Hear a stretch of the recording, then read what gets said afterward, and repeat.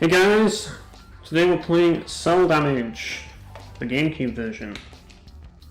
Now, Cel Damage is a multi-platform game, and I have the Gamecube version, but there's also an Xbox version, and there's a PS2 version in the UK, believe it or not, and it's called Cel Damage Overdrive. And I think that there's another version on modern platforms, but I just have the Gamecube version here.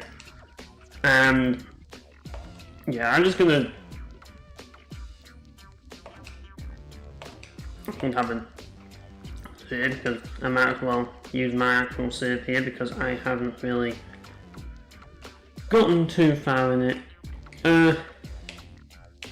Anyways, I just picked this guy, and we're going to do some smack attack. I want something simple for this. Hang on a minute. Oh, hang on a minute, this is what's being the problem. So I just need to move the screen here because otherwise things are going to be problematic. Right, let me just get, oh, there we go. Okay, so what I'm trying to do is unlock the levels so that I can actually just play more of this game. But anyways, I wanted to talk about a few things in this video. I'm not really entirely sure about what topic I want to talk about, to be perfectly honest, but I do have a few things in mind that could become a topic, if nothing else. And I think the first thing I want to really talk about is physical gaming, because as you probably can tell right now, oh, hang on a minute, this is not the... Yeah, I keep forgetting that that's the button to accelerate. It's not A, it's actually like the triggers. Wow. Completely forgot that was even a thing. Well, anyways, let's talk about physical gaming. Because physical gaming is it's something that I feel that we all took for granted back in the day, and now it's gone. Well, it's going. It's still here, but it's not really going to be here forever, is it? And I want to talk about kind of like just console gaming in general in certain ways, but mainly I want to talk about the physical aspect of console gaming, because I feel that, and this is something I've felt, as you all know my stance on, like, you all know my stance on console gaming, you know, right? You know that I'm a PC gamer, you know that I hate console gaming with a passion nowadays. But the thing about it is that, and I've noticed this, a lot of people who play console games, like who are into console gaming, they tend to, the reason tends to be tied to physical gaming. Like they want to play physical copies of games, and unfortunately on PC, they kind of did away with that in, like, I've forgotten exactly when, but they did away with physical versions of PC games, which, given the fact that a lot of them have DRM now and are kind of useless anyways, it's not really that big of an issue. I mean, like, it's probably for the best that we did away with it, but the problem really came down to the fact that we had to install these games, and I think that's what led it to happen, because if you can install games, it becomes an issue where, oh, now you can play it without having to own the disc, and now we have to put all this DRM in there, and that's where DRM started to become a thing. And yeah, it all kind of started with PC because of the whole installation thing, you know. But in a way, at the time, it kind of made sense, you know, like install games so that they run better, and you know, it just made sense that it would be better to install them, and it's more convenient in the long run. But at the same time, it also has problems of its own, because if you install games, now you have to deal with the fact that anyone can just install a game and just claim ownership of that game, you know, and just play it. Like, you could just share your copy of the game with a friend, and they can install the game, and they've got the game forever. Like, so there's, in a way, it created a bit of a problem for the industry.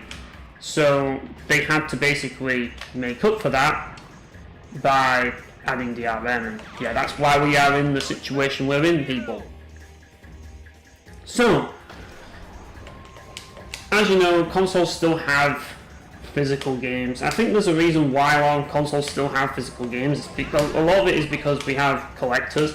Like, it wouldn't surprise me though if Sony and Microsoft did go all digital. That would not shock me, but Nintendo will not go all digital for a long time. I know that they will not go all digital, and I know why, because I know that, and they know that their fans want physical. Like, out of all systems, Nintendo systems are the most commonly, like, they are the most common to get, like, out of all of them, they're the most common for physical game purchases.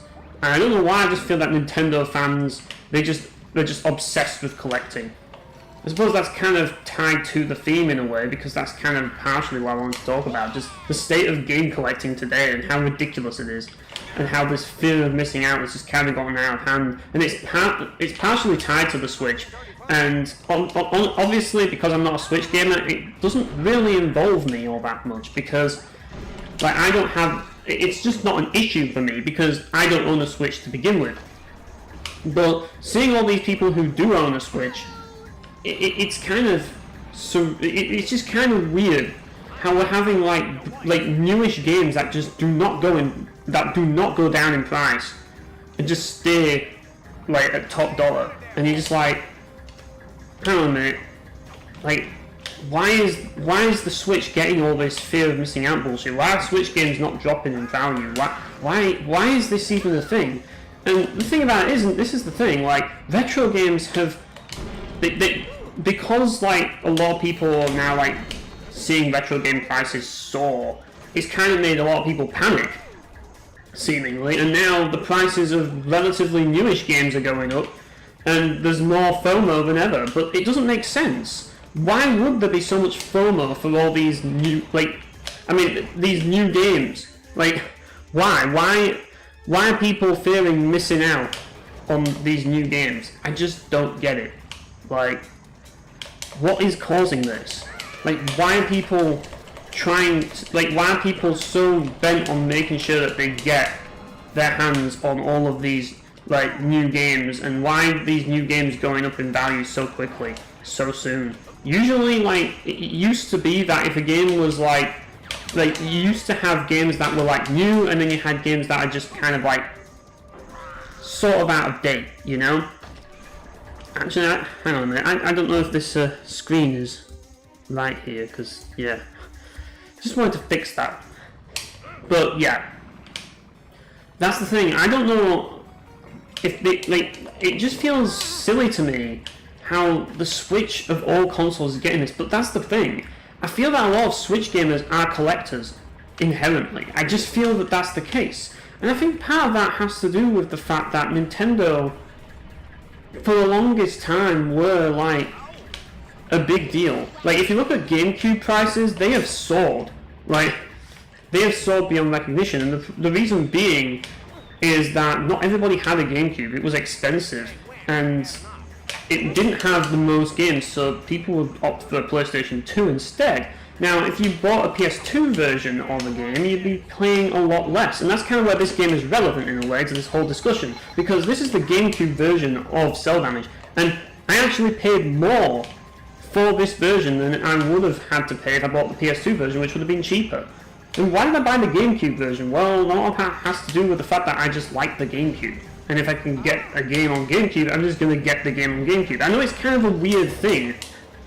In a way, that kind of makes me part of the problem, really, because, like, I'm picking the Nintendo version of the game, like, just simply because of my nostalgic past with the GameCube, and kind of just wanting to collect for the GameCube. I mean, obviously, I'm playing the game on Dolphin right now, because I'm recording it, so this is the only way I can record it, but yeah, the version that I own is the GameCube version, so, like, because of that, yeah, we got the new arena and stuff, and because of that, like, I'm playing it on Dolphin, the GameCube version.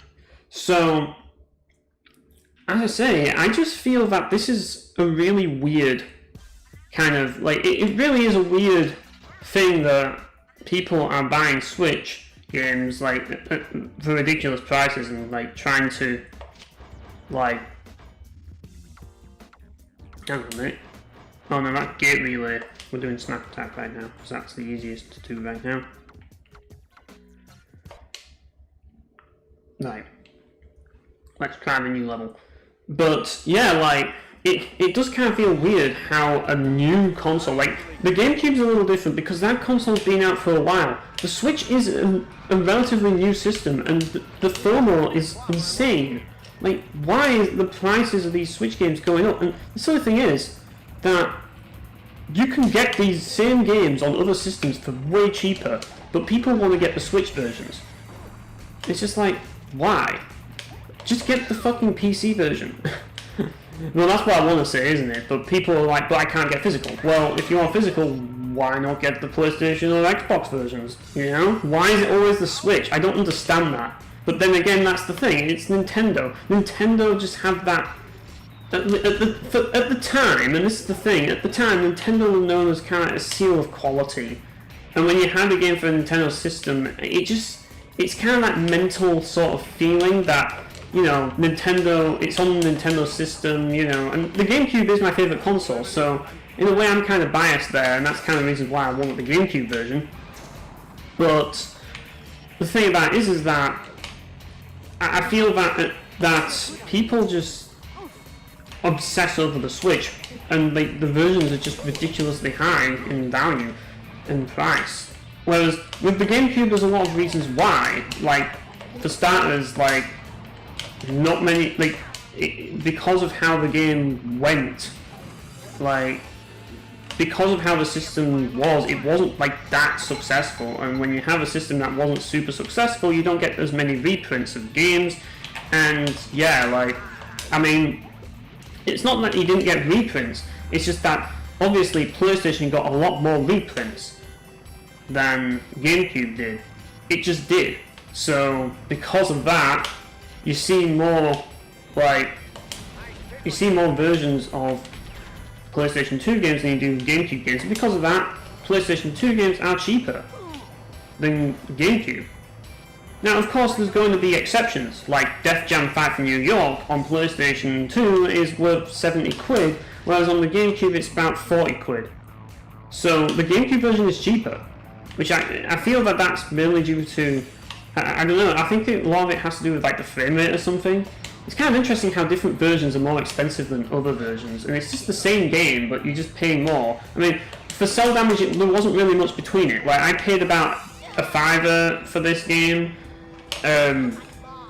Like for the PS2 version, it'd be like a couple of quid less, and I'm just like, for the sake of that, I might as well just get the GameCube version because I like GameCube, and yeah, I wanted to get more games in my GameCube collection, so I'm just like, yep, we're gonna get the GameCube version, and I did.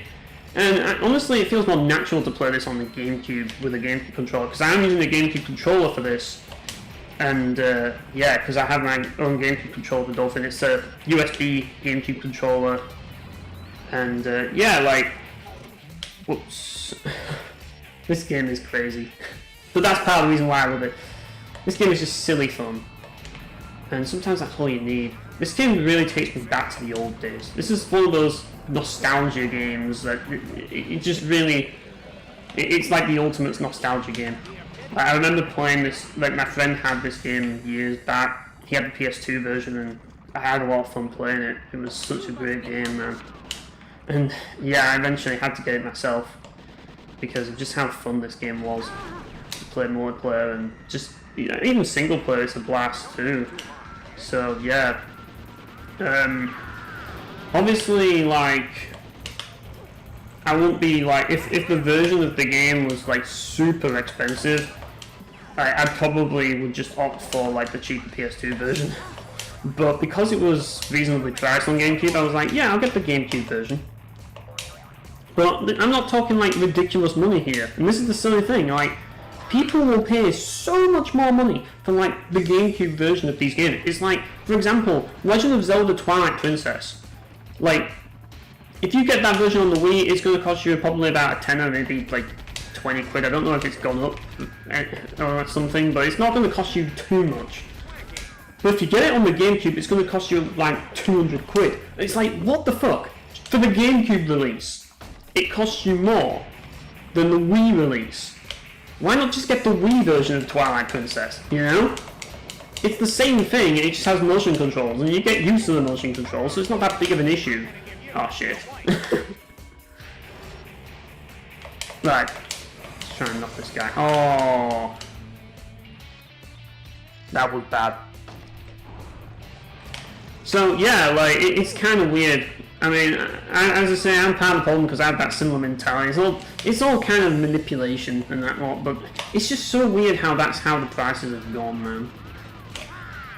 But, you know, I have a lot of PS2 games, and I just, like, I feel now, and especially when it comes to collecting, like, collecting for PS2, it's just like, there's just too many PS2 games that I have. I mean, granted, I don't have that many games in my collection compared to a lot of people. I know a lot of people have like huge shelves full of like games, and it's just like insane. And I'm just like, how the fuck do you get all of these games in your collection? I just don't get it. And yeah, like, whereas I like to go with a more straightforward, simple collection personally. I just want to collect the games I like, and without too many games that I like, you see, so, you know, or games that are somewhat interesting to me. Whereas people seem to like just collect anything just for the sake of collecting it, and I'm not into that. So that, yeah, that's probably why. But yeah, I just feel that, I mean, for this game, obviously I had to have a copy just simply because I have memories with it. And I feel that's what matters with collecting for me. It's just like, do I have memories with it? Is it something that's important to me? Is it something that's interesting to me and has some sort of interesting is it something that is worth having, in the sense that there's some sort of meaning to it, or some kind of like significance to it? You know, it doesn't even necessarily have to be a good game. It just has to mean something. It just has to be something that holds some kind of importance or meaning to it that makes it worth. Shit, I'm not very good at using that. Not very good at using that one. But yeah, it's something that brings back memories, or something that's kind of like of an interest, or for like good or bad reasons, you know, like, that's why I collect games. So those are the kind of games that I have in my collection. It's all about kind of like a means of like chronicling my nostalgia. God, I'm doing terrible here on this stage. And yeah, that's kind of what it's about. So for me, it's not really, it's a much more simplistic situation when it comes to the sort of games that I play. Yeah, I'm trying to get him, there we go. Turn around, there we go. But yeah, a lot of people have complicated means of collecting. Like, they try and make complete sets of games. I don't understand the appeal of that, getting a complete set of games. I just don't. I never understood why people do that. And we lost, oh well. We're going to just replay it.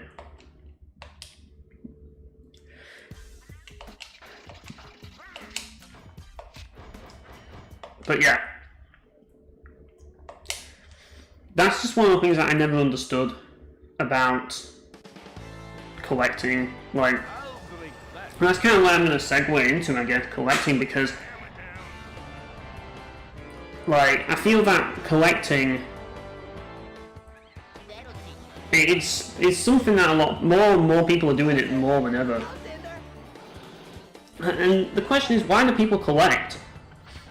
I think there's a lot of reasons why people collect. If I'm honest, I feel that a lot of people harbour regrets. A lot of people regret not jumping on something when they could. And a lot of people, like, for me, that's kind of a lot of part of why I do it. Like, a lot of it is tied to regret. Like, there was a game that I never owned as a kid, and, you know, now I want it, but now it's gone up in price, and that sucks, you know what I mean? But even if it doesn't go up in price, it's like, you know, you want it because you never had it. You know what I mean? And that's kind of what it is. It's just like, and I want to kind of address something to kind of make people feel that peace of mind. If you are a collector or you are a compulsive collector and you're just like struggling getting out of that mindset, I want to kind of like make you feel a bit more at ease so that you can like feel like you don't have to do this anymore. Because I do feel that there is a bit of pressure on collectors that they bring upon themselves. And I mean, I'm not saying that you shouldn't do it. You know, absolutely do what you feel is right. If you want something that you never got, you know, absolutely feel free to get it. But I'm just saying you don't have to. You know, it's okay to not play a game. I feel that that's something that a lot of people nowadays, especially, like, don't accept. It's like, you have to play it. Just simply because it exists, you have to play this game. And I feel a lot of people are like this, and I've actually been in conversations where people have gotten shirty with me just simply because I haven't played a video game. They're just like, how dare you not play this game? Like, I'm not even joking. I have actually had situations where people get pissed off at me because I haven't played a game or just won't play a video game. You know? It's just like, do you people forget that these games are a luxury? Like, I swear to God, some people do. Like, it's so annoying. Like, it's kind of with all these recommendation people that have to recommend everything to people, like, oh, you gotta play this game, it's awesome. It's like, no, I don't have to play this game. I'll play this game if I want to play this game. If it looks appealing to me, I'll play it. I don't want to hear what you have to say, you know?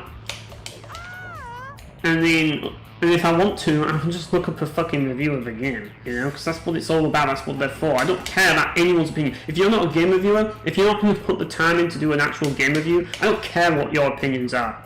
If you don't make content on YouTube, your opinions don't matter. And if you want to have an opinion, or guide me, or give me an opinion, make a YouTube video, and I'll watch it. You know?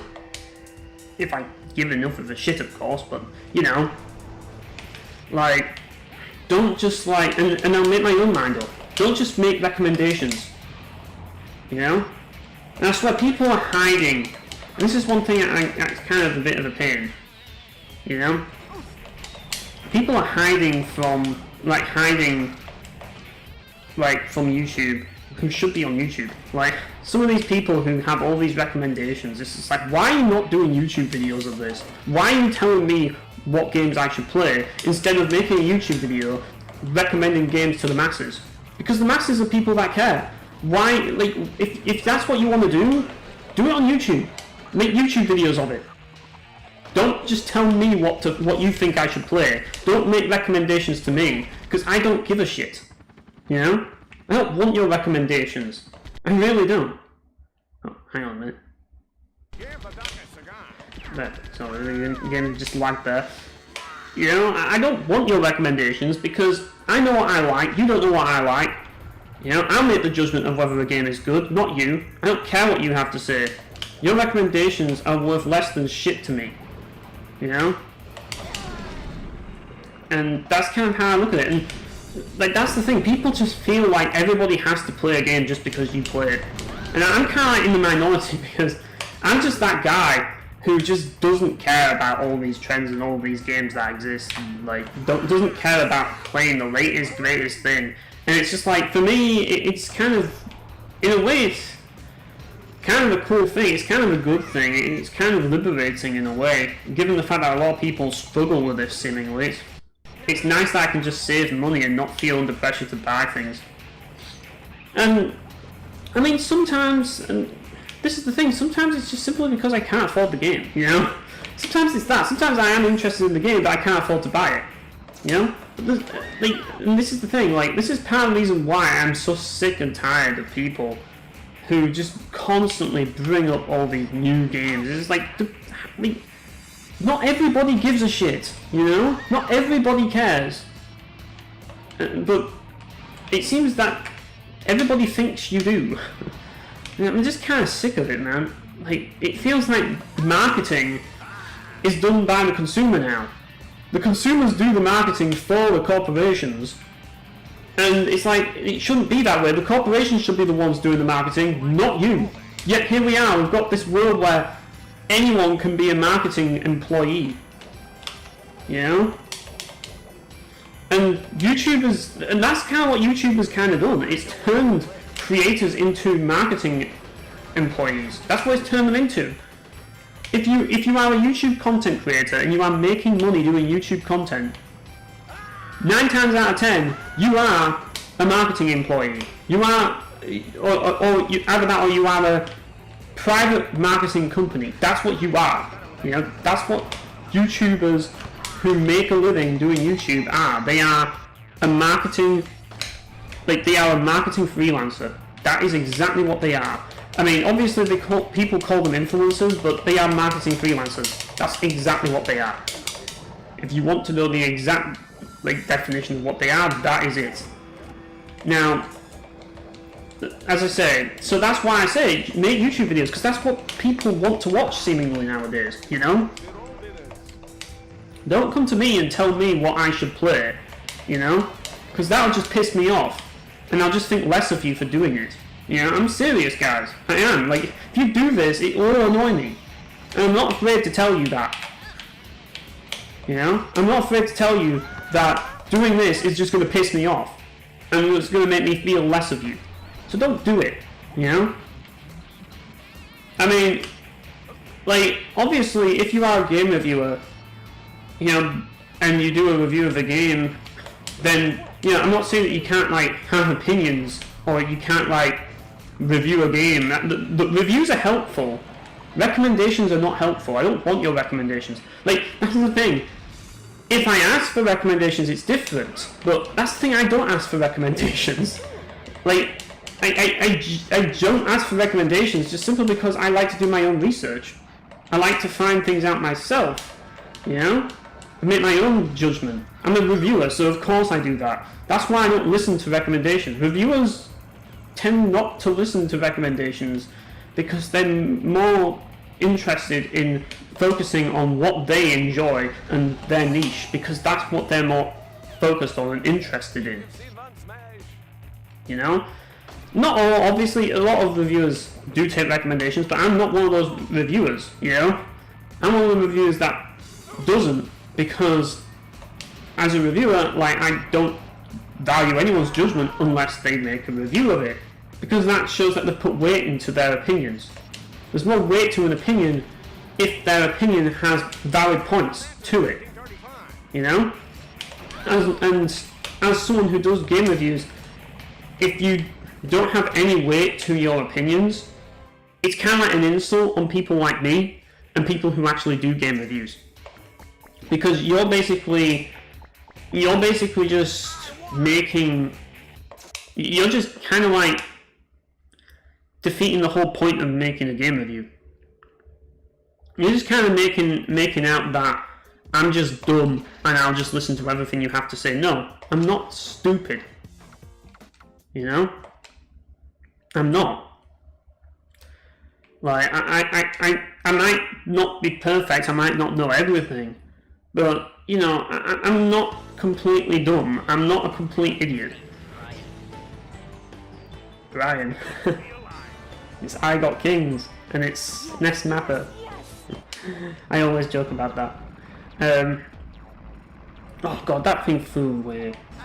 There we go, that's what we want. But, yeah.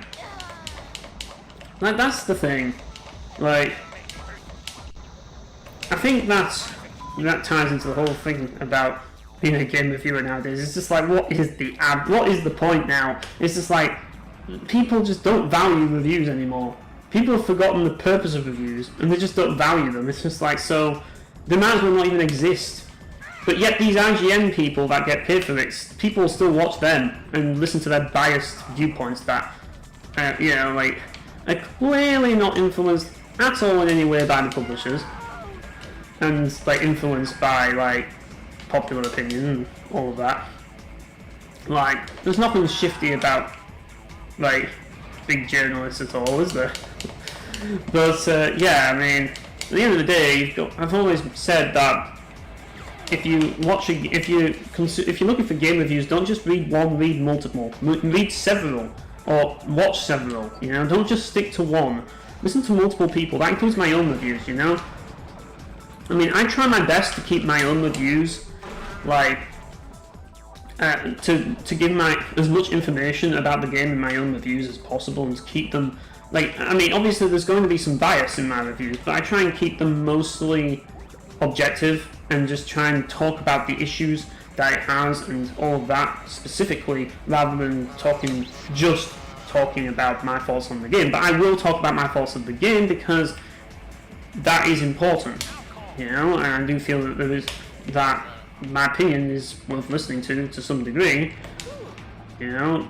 That's just my personal take. I mean, I suppose everybody feels that way nowadays, but I did a YouTube video for it, so I feel that, you know, given that fact, I at least deserve people to listen to my opinion, you know. If I've given you the information that you need, then surely you can at least listen to my opinion on the side, you know what I mean? But yeah, but that's the thing. It's just like, there's good reviewers and then there's not so good reviewers, unfortunately. And because of the bad reviews, it ruins it for all the good reviewers, and it's just like, yeah, the good reviewers get like shitted on, like, because now people can't tell the difference between a good reviewer and a bad reviewer, and they just lump reviewers into as all being bad, just simply because of the minority that are just shit at it. Like, I've actually met people, actually some of my viewers have actually said that they don't watch reviews simply because people spoil the fucking game. Like, do you know how much that annoys me? The fact that people have actually said that to me, like, oh my god, like, and it genuinely does piss me off.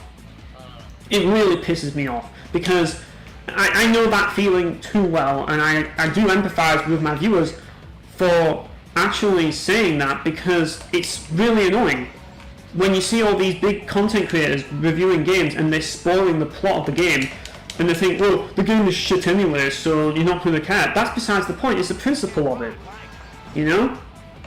You shouldn't be spoiling the game's story because one man's trash is another man's treasure. You don't know if that person's going to like the game or not, and you might have ruined things for them, you know? You should never ever spoil a video game in a review. There's no reason to, like, and that's the worst reviews. The worst reviews are the ones that just recite the entire story of the game. I kind of blame reviewers to some degree, because it's almost like these reviews do better than most, and it's almost as if people would rather watch plot summaries of a game than watch a review of a game. But then again, like, if you warn people of spoilers, the video won't do well. But if you don't warn people of spoilers, people will watch it anyways, and then eventually they'll be like, oh yeah, I just got spoiled, but they won't even think about that until they've watched it. And it's kind of, well, some will, and you know, but they watched it anyways because they were misled. It just goes to show how fucking corrupt YouTube really is. And that was one thing I really wanted to bring up. Just these fucking people that fucking spoil the story of the game in a fucking review. They just anger me. You know? Like, I can cope with, like... and listen, like, if you are someone who's not good at game reviews and you're, like, an amateur at game reviewing, you know, I get it. We all started somewhere, you know? We all started somewhere, you know? We all have to learn how to be a YouTube game reviewer. You know, we all have to go through that learning curve. But at the same time, like, if you can't even respect the fact that people, you know, if you can't even respect the fact that people don't want the games to be spoiled before, like, when you review them, then you should get the fuck off YouTube. Like, you should stop doing game reviews, because you are a problem. A big problem, and I have no respect. I just think that people in general need to do better, you know? They need to do better. They need to stop doing, like, using this as a means of, like, making their review seem like it's, like, got a lot going on in it. Review. It's like people have forgotten what a reviewer is. I kind of blame Angry Video Game Nerd for this, because Angry Video Game Nerd has kind of influenced a lot of this. Not intentionally. I don't think that he's gone out of his way to spoil games, but he's kind of brought about the entertainment reviewer, you know? And I was never about that. My inspiration for game reviews was from gaming magazines back in the day, you know?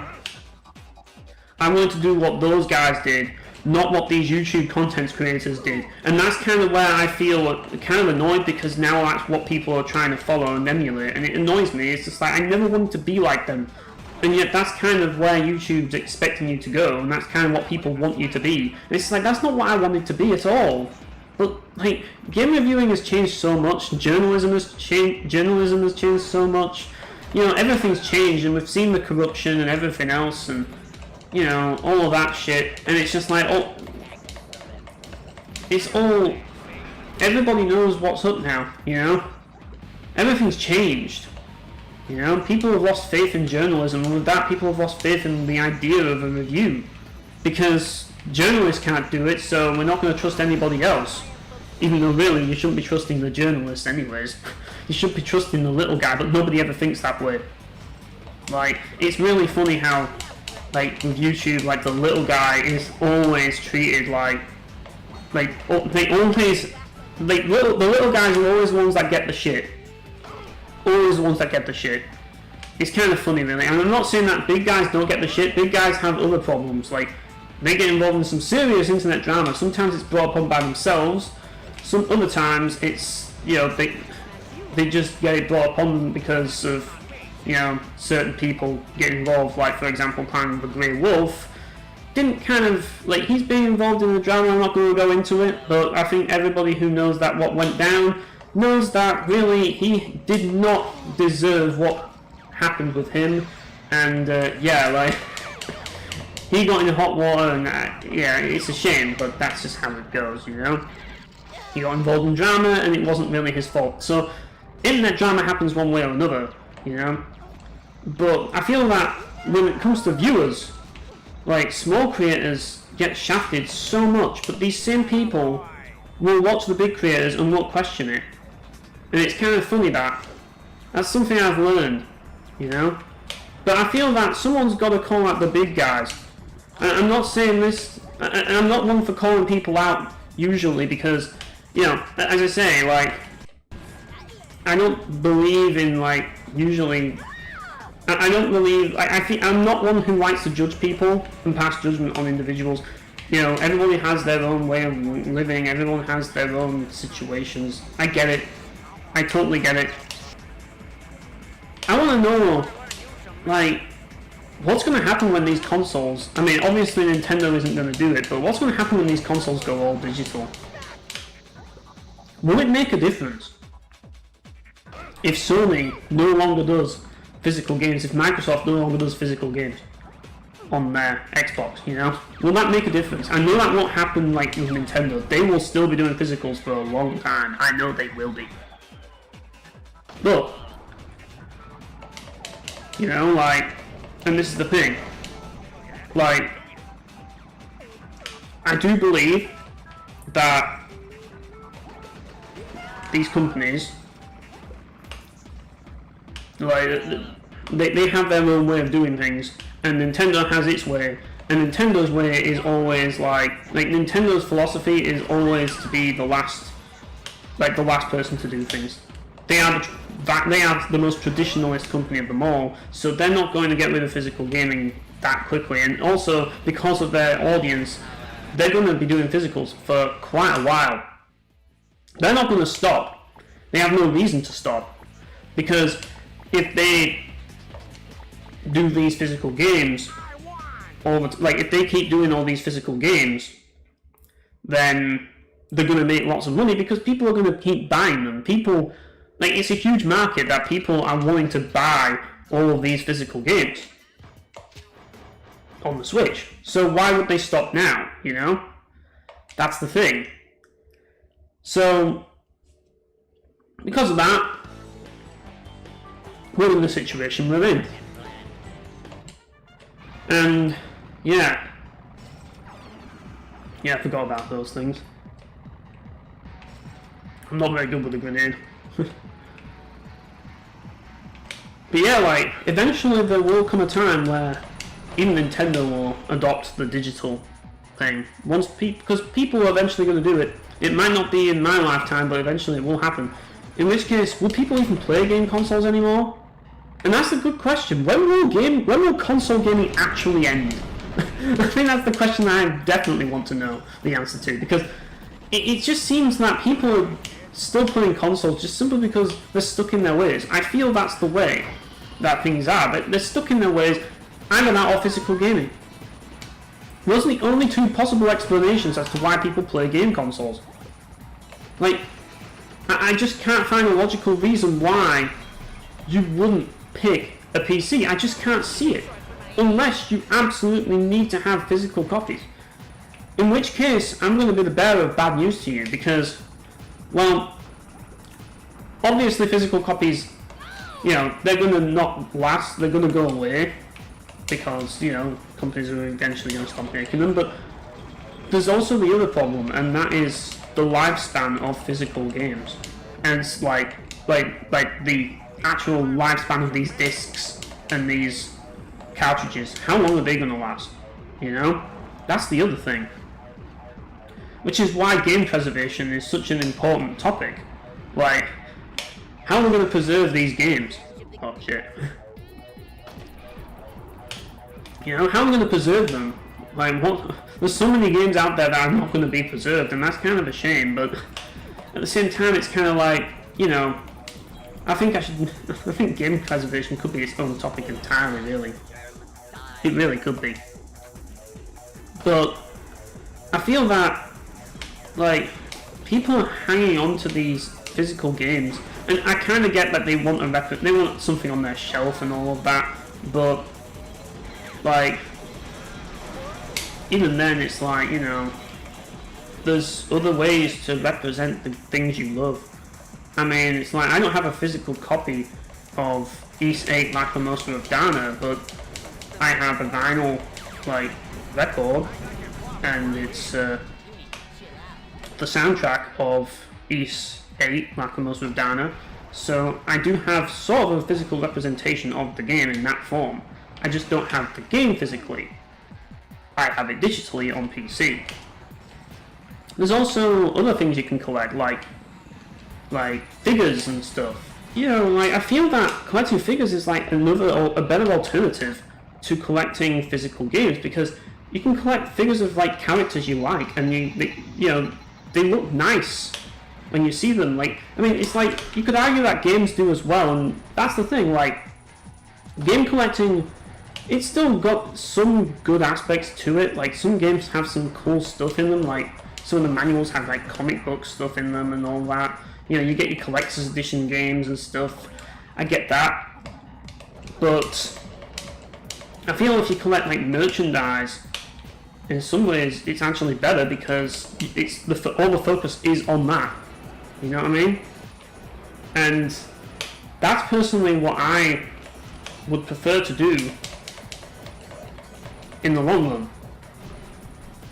I mean, that comes with its problems as well, because eventually you have to find space for all of this stuff, so, you know, that's another problem that you have to deal with. But everything has its problems. But if there's one thing I can definitely say about collecting toys, is that toy collecting is so much more affordable than game collecting. At least, like, because, and the thing is that you can sometimes get some really good deals on toys just simply because people don't want them. Like, people don't want a toy of a specific character who isn't popular, so that specific, like, figure of that specific character will be really cheap. And because of that, you can save a lot of money by focusing on, like, the unpopular stuff that you like, instead of going for, like, the popular toys, which are more expensive, or like all these scale figures. Like, that's, if you're going to buy that, then you've got to have a lot of money, and I'm not into that. And I don't feel that they're the most practical of toys to have, because they take up a lot of space, and, you know, that's why I'm not really into them. I like my smaller scale ones personally, but as I say, like, you can get some surprisingly good deals for toys, but you can't get some good deals for games. You absolutely can't. Like, the gaming market is ridiculous. I don't even understand why it's so ridiculous by comparison. You'd think that it'd be more expensive to buy toys. I mean, you know, like, games are just a disc. Like, these toys have to be assembled and made. Like, and they have to, like, design all these intricate details and molds and stuff. Like, whereas the games, you just put them on a freaking disc. And that's the thing. It's like, these are second-hand, by the way. You know, second-hand games, like, it's just a disc that will eventually like stop working, and it's only worth something if it actually works. You know what I mean? Whereas, I mean, yeah, sure, figures don't last forever, but they'll last a lot longer than video games, because, you know, and even if they don't last forever, they'll still be around in some shape or form. You know what I mean? Just probably not in the highest quality that they were originally. But like I say, they can last a long time if you look after them. You could say the same about video games, but I feel with video games, it's just like, because of like the way things are with like discs, eventually, because they're going to be used all the time, and you know, eventually they are going to degrade, and that's just reality, unfortunately. You know, you can't really prevent that. And that's kind of the downside of physical game collecting. You know, I mean, you've got to go into it knowing that that's the thing. And, you know, people know that these games are not going to last forever, but they still want them.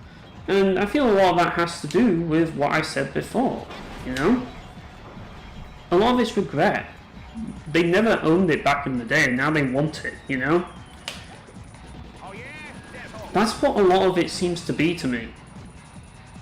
Because that's how I feel with game collecting. It's just like, you know, I mean, for example, with Gamecube, one of the reasons why I wanted to collect Gamecube games is because I have a lot of memories with the console growing up, but I never had too many Gamecube games, because here's the thing, as an adult, I played more PS2 than Gamecube.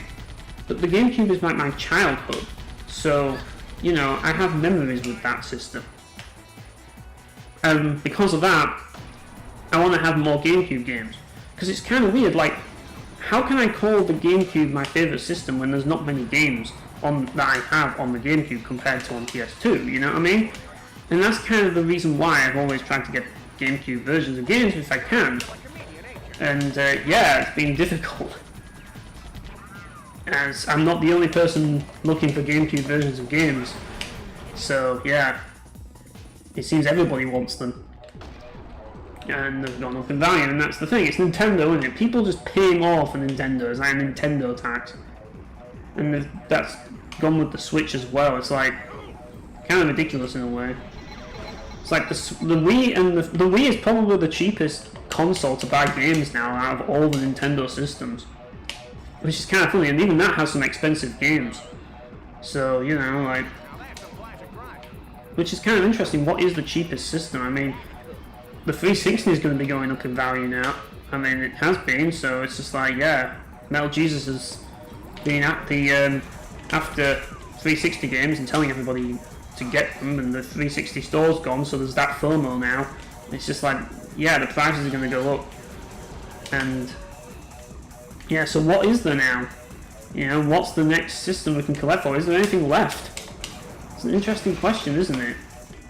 Like, because now, I mean, obviously you've got PS4, which is probably getting on the cheaper side.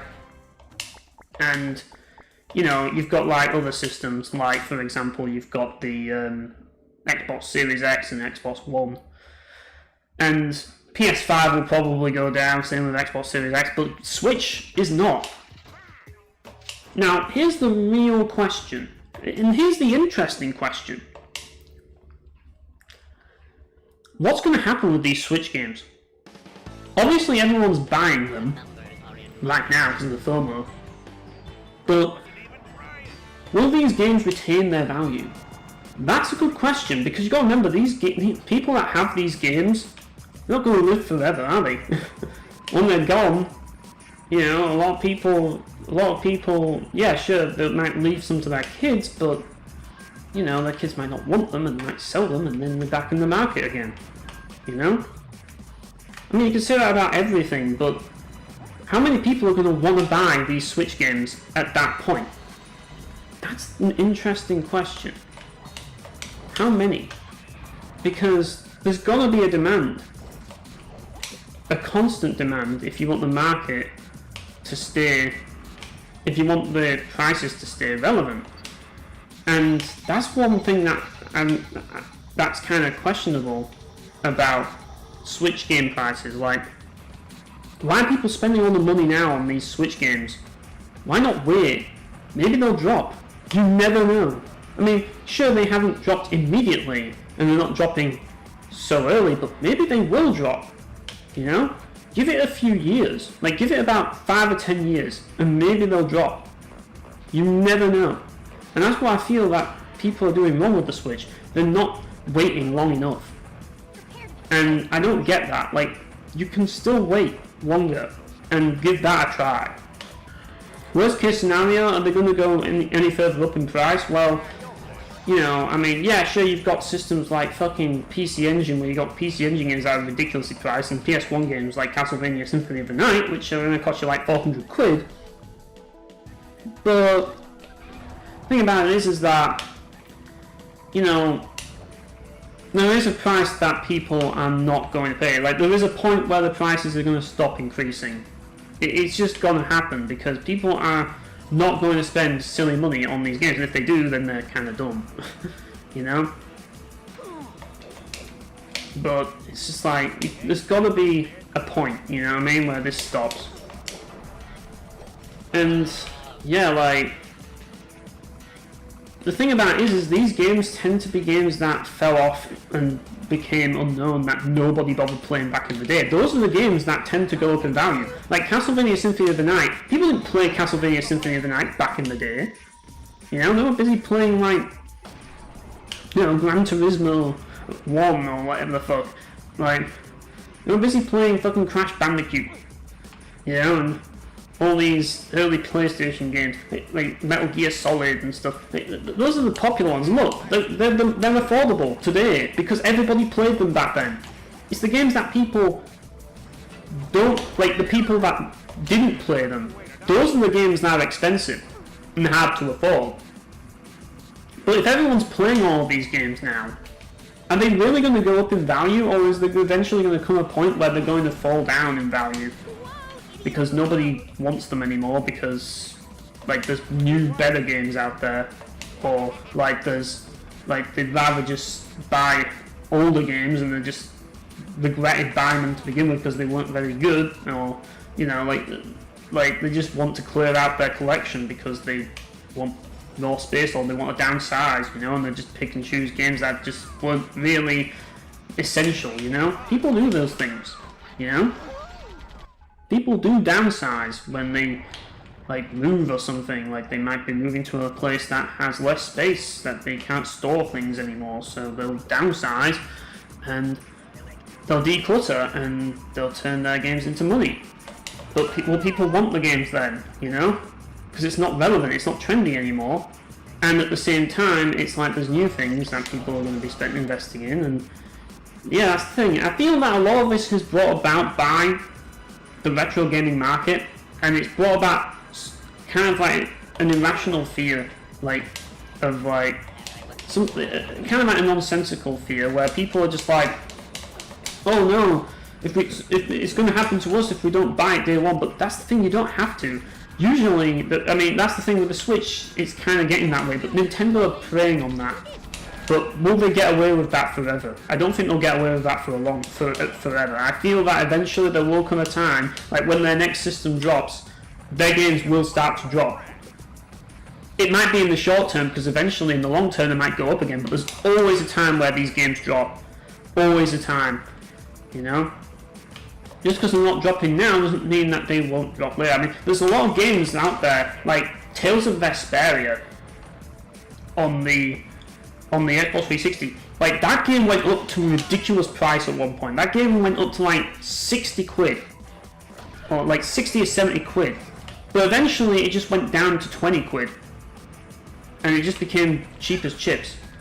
I feel part of that might have been due to the fact that well, actually no, this was before they released like the remaster on Steam, but yeah, like that game on the Xbox 360 was like that, so you never know. You know what I mean? Like, sometimes things go back down. You know?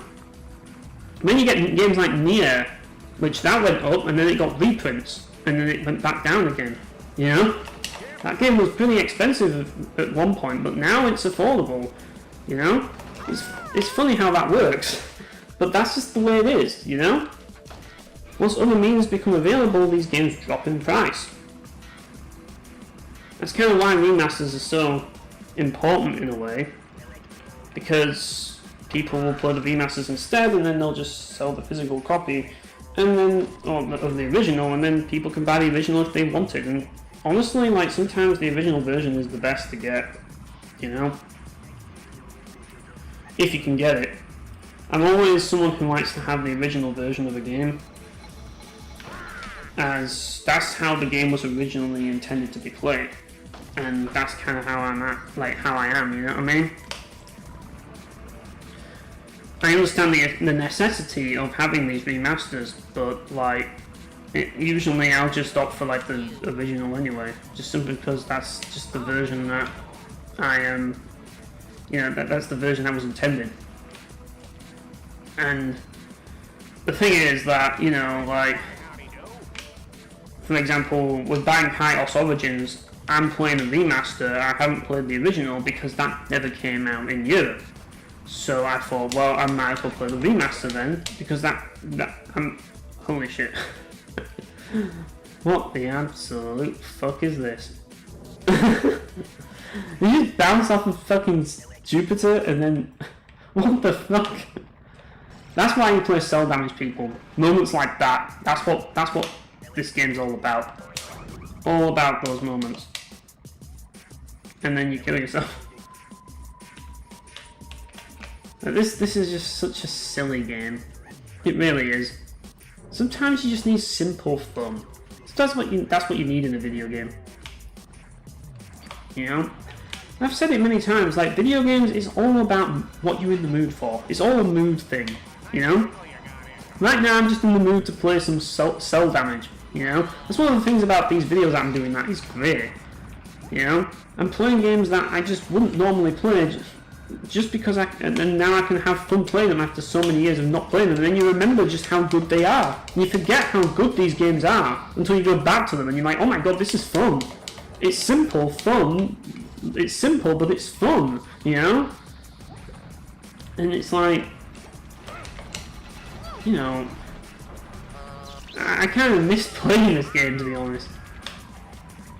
Just silly nonsense, and that's kind of what I like. I like games that are just silly nonsense now. I was thinking that the older I get, the more I appreciate games like this.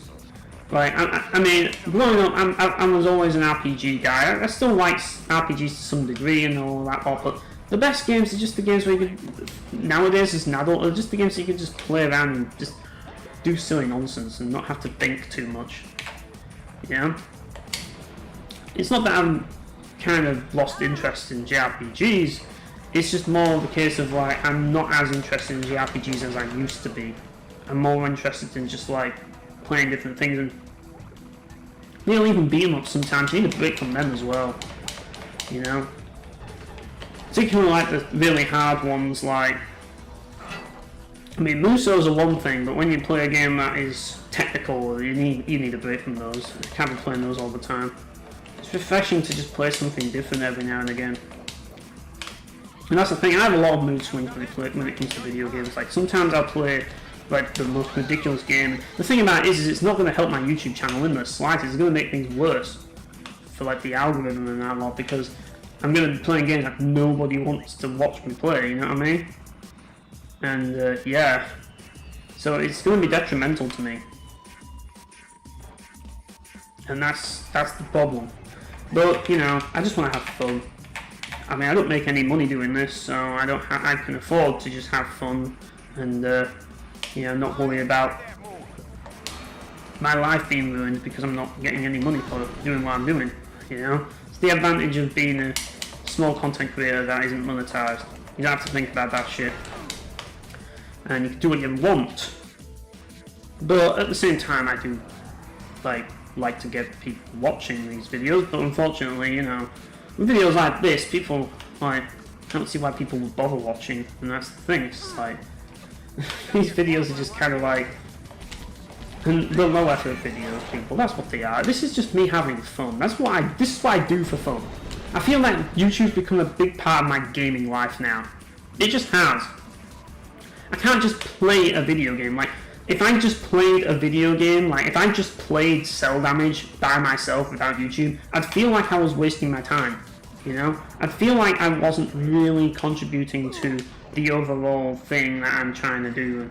But really, I just want to have fun playing this, and I just want an excuse to play this. That's literally what I do these videos for. Just an excuse to play a video game. But I want to do it on YouTube to share my gaming life with people. It's kind of what it's all about. You know? So people can see, like, more about me than just, like, what I do videos for. Like, I mean, because I don't want to do, like, an analysis or a review of fucking Cel Damage. Like, it's been done many times, and, you know, it's just like, everybody, you know, like, I don't think it's necessary. I don't think it's necessary to, like, review every video game. Like, I mean, no, Bruno one. I did a bit shit there.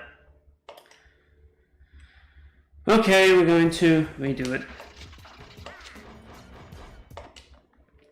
But, yeah, like, that's what I do YouTube for nowadays. It is tied to my gaming hobby. Everything is tied to my gaming hobby now. And I just hope people like it. I hope people enjoy this sort of content where I'm just playing a video game and just talking. And I'm trying to make it more interesting so that people can enjoy it more. But obviously, like, everybody likes different things, and, you know, it is low effort. I'm not going to bullshit you and say that this is taking a lot of work to do. Like, certain videos have taken a lot of work to do, like my Valve Profile 2 analysis video. That took a lot of work to do. But that's the thing, I feel that viewers, it's hard for viewers to gauge the effort that it takes. Whereas someone like me, I know how much effort people put into a video. It's so easy when you've done it, you know how much effort people put into videos. It's like, for example, like when Majority did his Star Fox Assault narrative analysis. I knew he put a lot of effort into that video. You didn't need to, like, he didn't need to tell me that, I just knew. Because I've done YouTube, so I know what takes effort and what's easy to do, you know?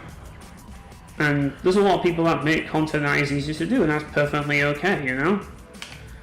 That's perfectly fine too, but I feel that people have to recognize, give some recognition for when people make an effort, you know? And there's not enough of that recognition, I feel. People don't give credit to people who actually put effort into videos, you know?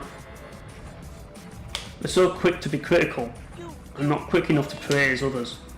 I feel that's what a lot of people are like on YouTube, you know? And it's kind of sad, really. I mean, you know,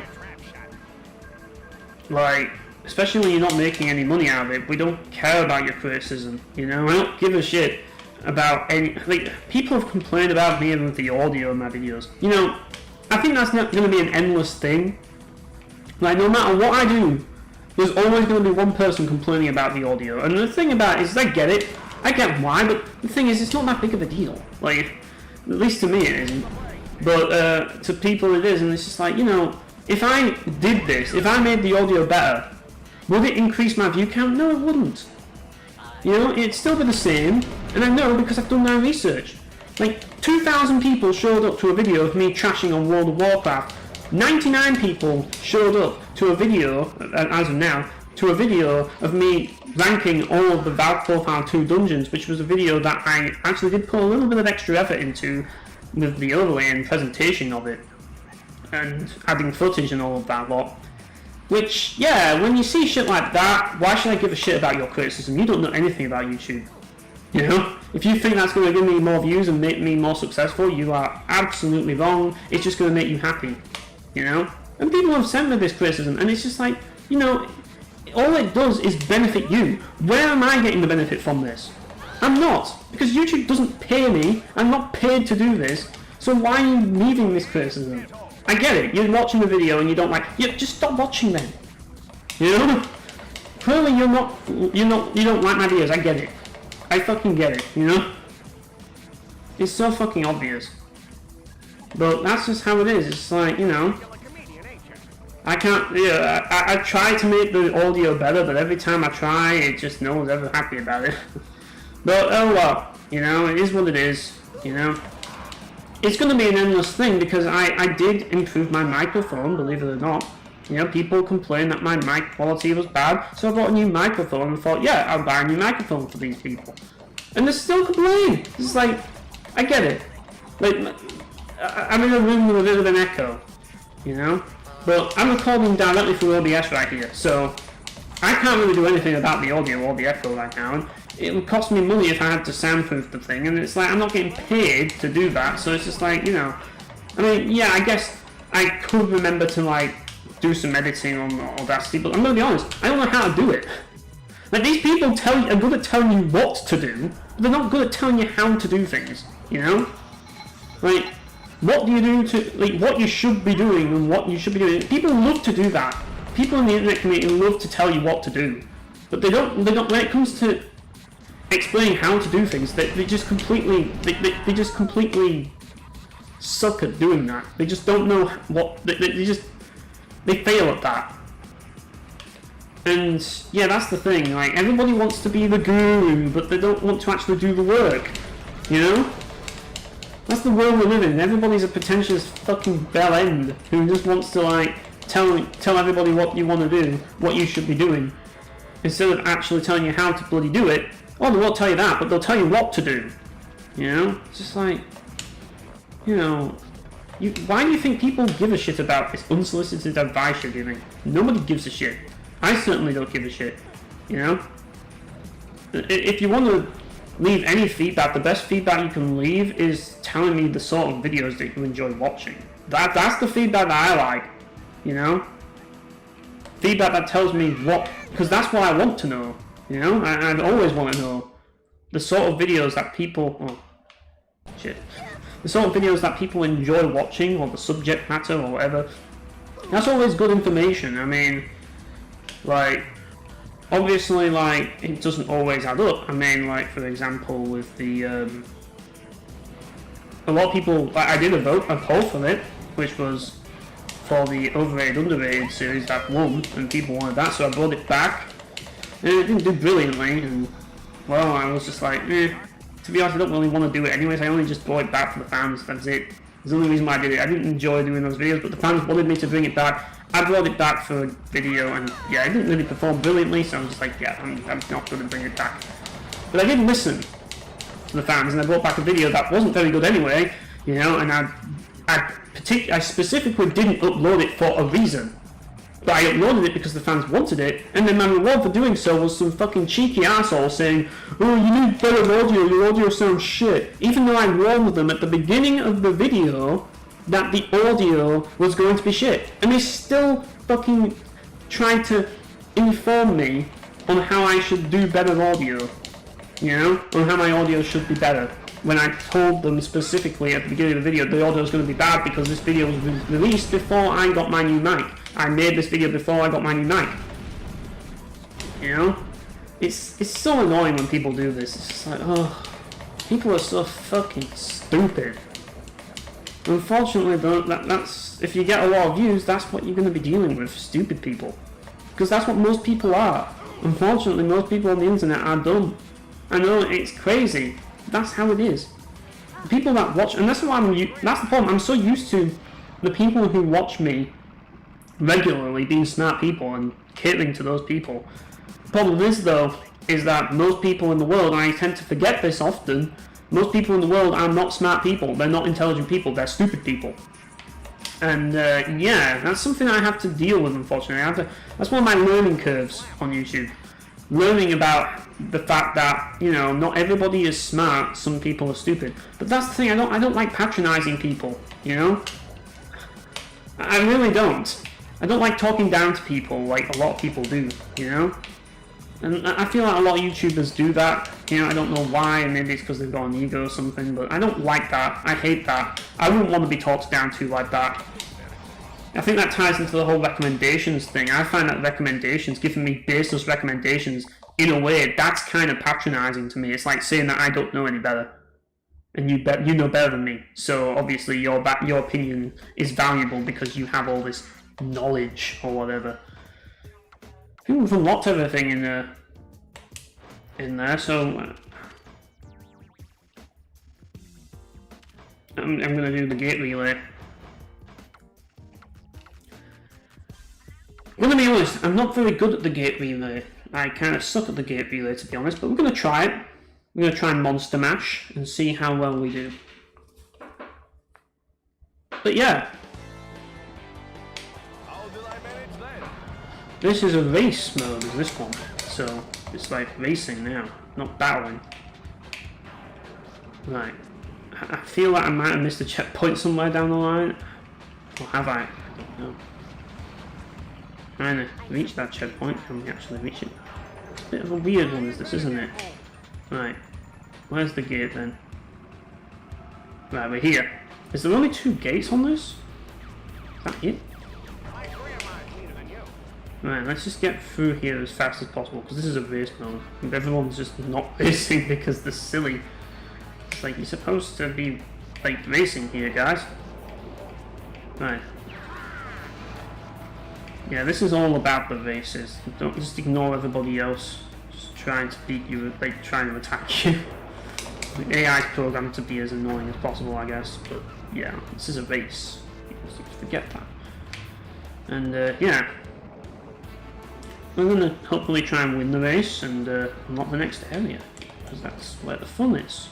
That's what the whole point of this is. I should move out of the way though. Nice. But yeah, I mean, you can still kill people, but it's not the focus, you know? And they'll try and kill you, but yeah. We're going to try and win the race, because that's what the point of this is. Winning races. I could have skipped that, to be fair, because there's only 2 gates. Oh, we're in 2nd place now. 2nd to who? That person, I guess. Jeez, we have to be quick here. Ah! Move out of the way! Right.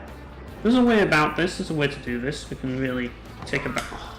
Of course someone would have to shoot me with that. Right. We're back in there now, back in the game. Oh, these 2 guys have taken over now. Great.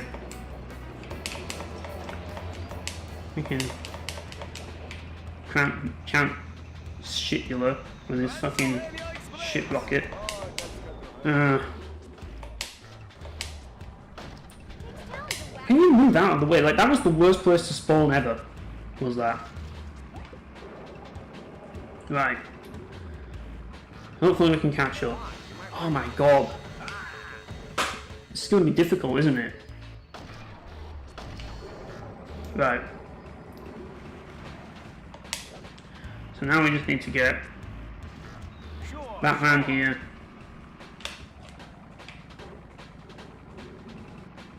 There we go.